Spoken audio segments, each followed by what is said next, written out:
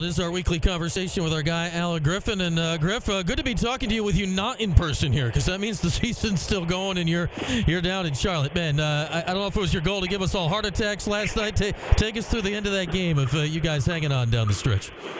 Yeah, we knew that at some point Florida State was going to turn up the heat. We tried to build a big enough cushion where we made a couple mistakes. It didn't, kill us, so to speak. And, we got to do better. The one play with Jair catching the ball in the corner, got to be a little bit stronger with the ball. But we knew that they were going to trap. But the way they make it off, you to inbound the ball too. So it was one of those perfect situations for them and unfortunate situations for us. But we still got to be smarter, and we have to. Going out of the huddle, we told, Jair also and the guys that we had a timeout. And we knew we had a timeout. And we was just flabbergasted on, how he passed and threw the ball away. So, that's twofold for the both of us, us and him. And, we got to learn from it.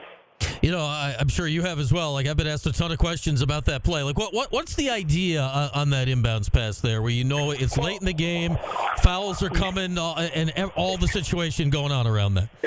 You got to go get the ball, right? In the matchup that was allowing us to go get it was Jair. One part of it too, if you watch it again, JJ stood still.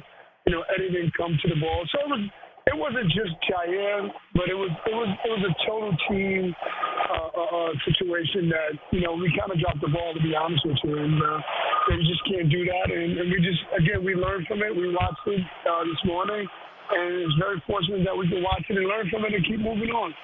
Yeah. Sometimes this time of year, you get away with a play, survive, and you go play the next day. As you guys got SMU coming up tonight, and we'll put you in that position, as you said, Griff. It was the fifth straight game here now that you guys have had at least a 10-point lead at some point, which I think tells us all that you guys are playing better basketball later in the season. You're up 50-34. What got you in that position in the first place? Just our effort. Like when it comes to this time of year, it's not about scoring points. It's about who can defend and rebound. And I thought that we did a great job defending and rebounding yesterday. And even the last 4 or 5 games, I think we've been doing a really, really good job of that. Last night, how we out-rebounded them was our guards, 4 of them had 3 or 4 of them had 18, 20 rebounds. If you want to win, that's what you got to do. Down the stretch here, playing basketball. Yeah, the smallest guy out there had 8. Like Jaquan himself. I mean, you don't expect him to get you boards. He had 8 rebounds. So that tells you everything you want to know about where guys are at right now, right? Right, definitely. I mean, they want to win. They want to,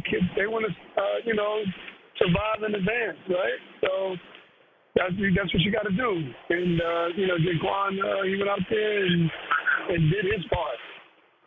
JJ, as we've got Griff here with us, getting you ready for SMU tonight. JJ has been fantastic, obviously, down the stretch. He scored every bucket of importance late in the game.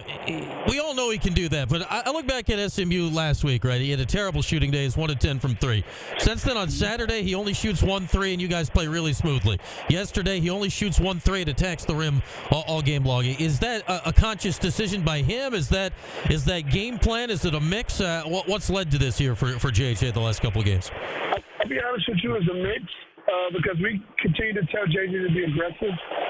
So, if people are thinking that we telling him not to shoot, that's not us, right? But we are encouraging him to drive because when he does drive, there's not a lot of people who can stay in front of him, right? So, having a heavy dose, and just me personally, I you know what, JJ, he 10 threes in the game, for him, is you not being aggressive enough. You letting the other team off the hook. That's how I look at it. And it's not to say he can't make them, because I'm not saying that, but that's what they want you to do because you can hurt them in so many other ways. By the way you take the ball to the basket, you can put them in rotation, you can get them in foul trouble. It's a lot of things that JJ can do in order to hurt a team. And I just thought that, yesterday he took advantage of the situation.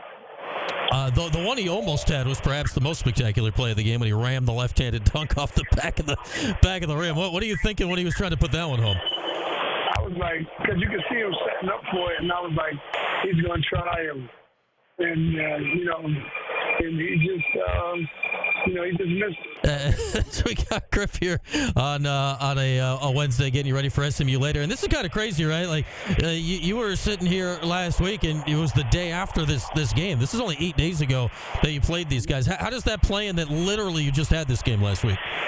You know what? It helps in our preparation and giving our guys as much rest as possible because we just played them. So, our guys can, go and, sit and rest. We don't have to go to a gym and then get them back up again and, do a walkthrough. And, our guys are familiar with them. And we had a little shoot around this morning after breakfast, watching film. We watched the film before our pregame meal.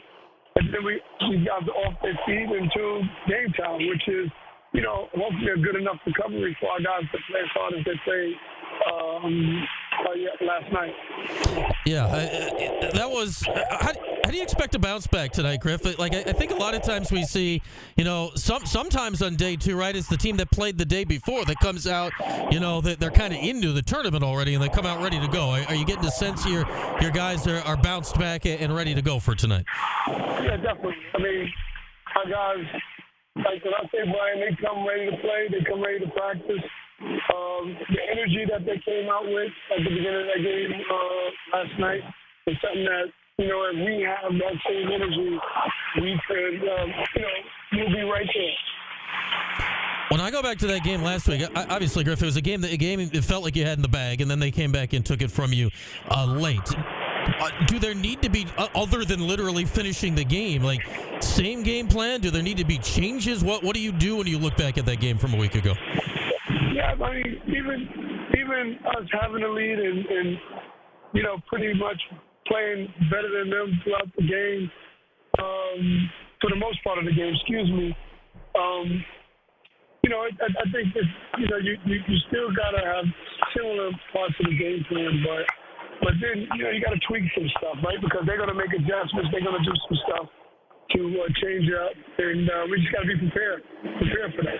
I want to ask you this about last night, Griff, and this has nothing to do with the actual game, but certainly the end of the game. It was Leonard Hamilton's last game, retiring, and, man, for a guy that's won a lot of games, I don't know if he's ever really gotten his flowers in his career. It felt like he did in a lot of ways last night. Was that something you absorbed as you guys were leaving the court? Yeah, definitely. Before the game, on court, they presented him from the ACC with a plaque.